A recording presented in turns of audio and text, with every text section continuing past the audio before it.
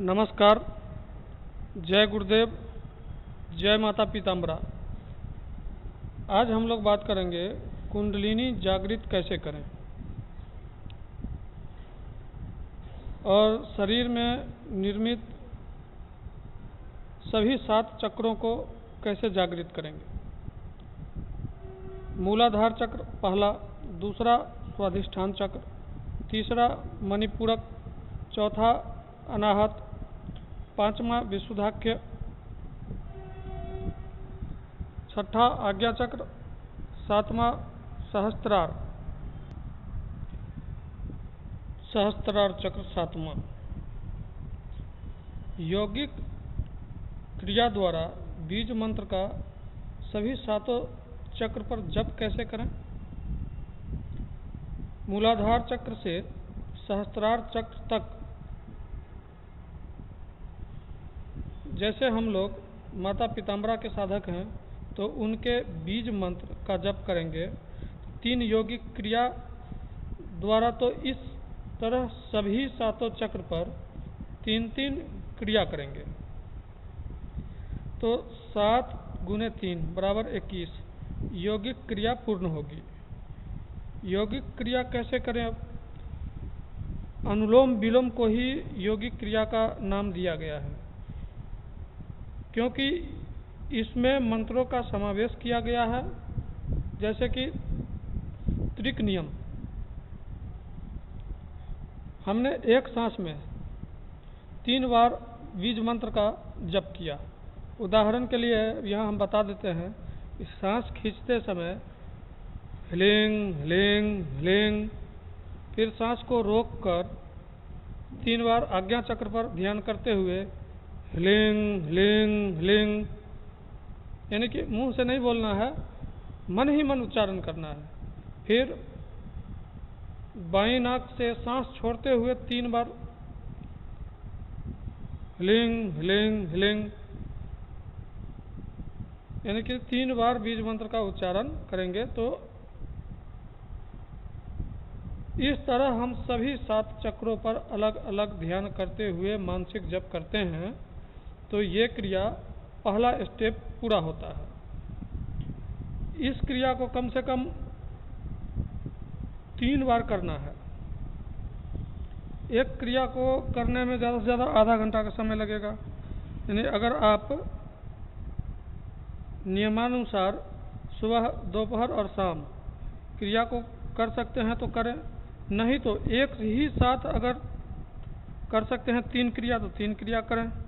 जैसे कि एक क्रिया करने में ज़्यादा से ज़्यादा अगर आधा घंटा लगता है समय तो 1.5 घंटा में आपका या उससे भी कम में 3 क्रिया हो जाएगा। अच्छा, सिद्ध्यासन या पद्मासन में बैठ जाएं। सर्वप्रथम दीपक से, जो दीपक माता जी के सामने जलाते हैं उस दीपक से तेल ले लें और उस तेल से सभी 7 चक्र पर त्रिभुज बना दें। त्रिभुज अनामिका अंगुली से बनेगा और उसमें हो सके तो थोड़ा सा हल्दी डाल दें। अगर आप बगलामुखी माता के साधक हैं तो थोड़ा सा तेल में हल्दी भी डाल दें, और हल्दी अगर पाउडर नहीं है तो भी चलेगा, कोई बात नहीं।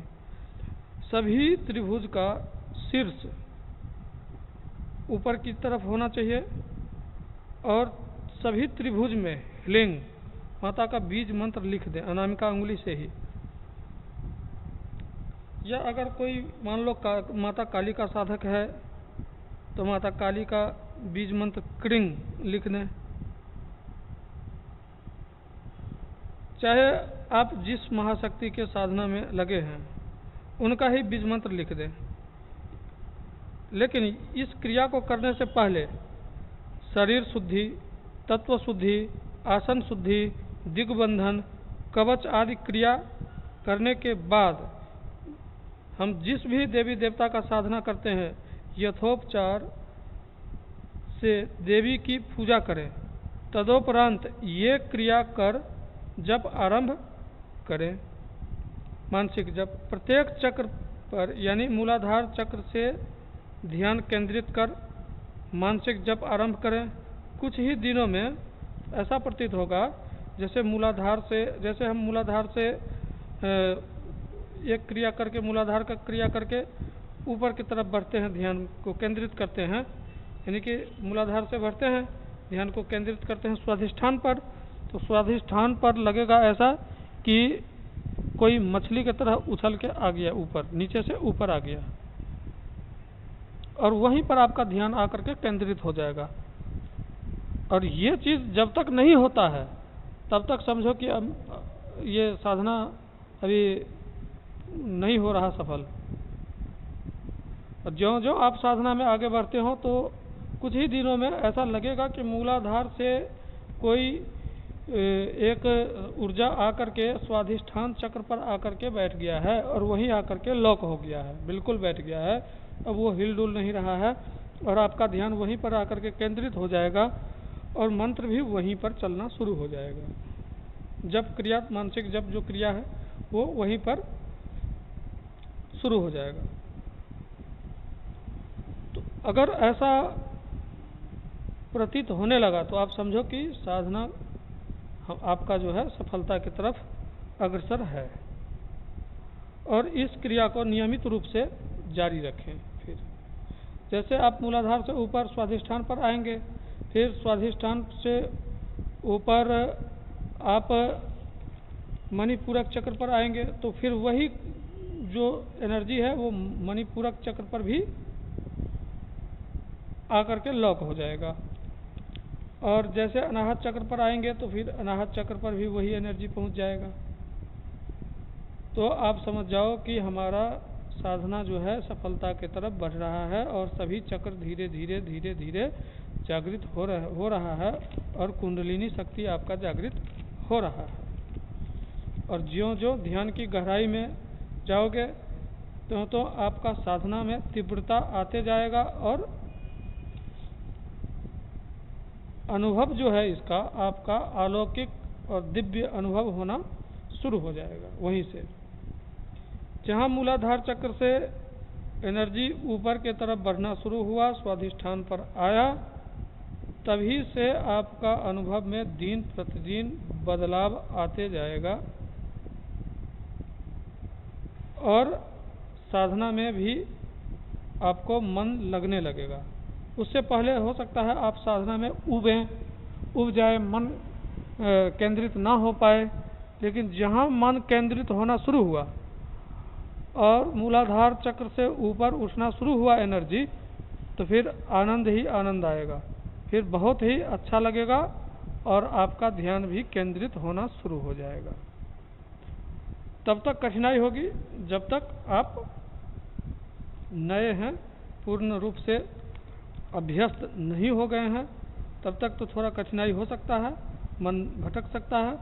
लेकिन ज्यों ज्यों आप आगे बढ़ेंगे त्यों तो इस क्रिया के माध्यम से, और इस क्रिया के माध्यम से टाइम नहीं लगता है ज़्यादा, ये भी बात है। इस क्रिया के माध्यम से आपको समय ज़्यादा नहीं लगेगा और सभी 7 चक्र का भेदन करते हुए आप बड़े आराम से सहस्त्रार चक्र तक आ जाएंगे।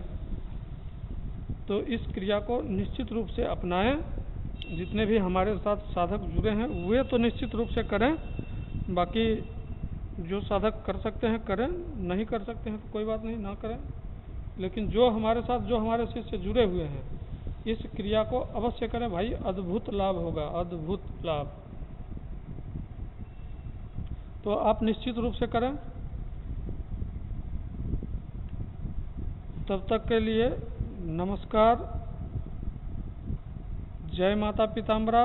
और अगर किसी को हमसे संपर्क करना हो तो हमारा व्हाट्सएप नंबर 8810436642 पर संपर्क कर सकते हैं। तो सभी माता के साधकों को, चाहे जो हमारे शिष्य हैं, जो हमारे शिष्य नहीं भी हैं, जितने भी ब्रह्म के साधक हैं, उन सभी के हृदय में मैं माता पीताम्बरा का ध्यान करते हुए, दर्शन करते हुए सभी साधकों को मैं प्रणाम करता हूँ।